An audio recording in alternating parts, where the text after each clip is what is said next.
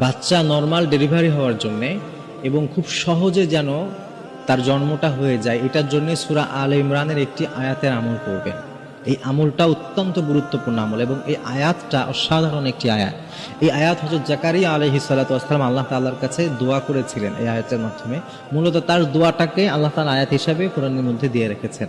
হযরত জাকারিয়া আলাইহিস সালাম যখন বৃদ্ধ হয়ে গিয়েছিলেন, ওই সময়ে তিনি আল্লাহর কাছে সন্তান চেয়েছিলেন, আর তার এই দোয়াটা কবুল করে আল্লাহ তাআলা তাকে সন্তানও দান করেছিলেন। সুবহানাল্লাহ ওয়া বিহামদিহি। এই জন্য এই আয়াতটা অনেক গুরুত্বপূর্ণ। এই আয়াতের আমল যারা গর্ভবতী নারীরা আছেন, প্রেগনেন্ট নারী যারা আছেন, প্রেগনেন্সির সময়গুলোতে যদি খুব বেশি বেশি এই দোয়াটি অর্থাৎ এই কোরআনের আয়াতটি তারা পড়তে পারে, তাহলে দেখবেন যখন বাচ্চা ডেলিভারি হবে অনেক সহজে কিংবা অনেক কষ্ট ছাড়া অথবা নর্মাল ডেলিভারি হবে। আমাদের এখন বেশিরভাগ ডেলিভারিগুলো সিজারে হয়।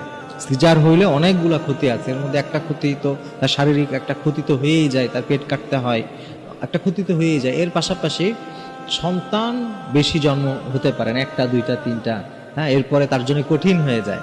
তো এটা কিন্তু এখন ঘরে ঘরে হয়ে গেছে। তো আপনি যদি চান যে একটা নর্মাল ডেলিভারি হোক এবং আপনার বাচ্চা সুস্থভাবে, বাচ্চার মা সে যেন অত্যন্ত কষ্ট ছাড়া আরামে যেন ডেলিভারি করতে পারে, এইটার জন্য এই আমলটা আপনি বাচ্চার মাকে বেশি বেশি করতে বলবেন।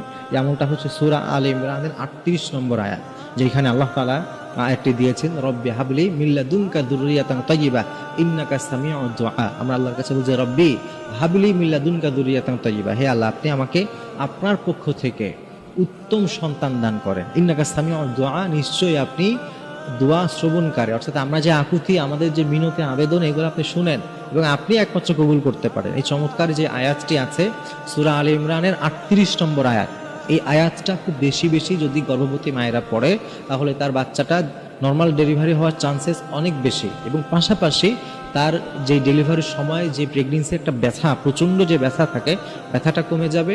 খুব সহজে ইনশাআল্লাহ তাআলা আল্লাহ তাআলা তার বাচ্চাকে পৃথিবীতে নিয়ে আসবেন। এই জন্য আমলটা আমরা চেষ্টা করবো আমাদের মা বোনদের কাছে গিয়ে পৌঁছে দিতে, যাতে করে তারাই আমলটি করে। তারাই আমলটি, অনেক সময় তো মানুষ জানে না, না জানলে আমল কিভাবে করবে।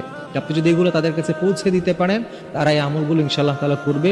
এতে করে তাদের জীবনটা অনেক আসান হবে। কারণ একটা মেয়ে, একটা মহিলা যখন বাচ্চা প্রসব করে, ওই সময় যে কি পরিমাণ কষ্ট হয়, এইটা আসলে বলে কখনো বোঝানো যাবে না। কারণ কষ্ট তো ফিল করার বিষয়, যিনি কষ্ট পান তিনিই বুঝেন যে কষ্টটা কি।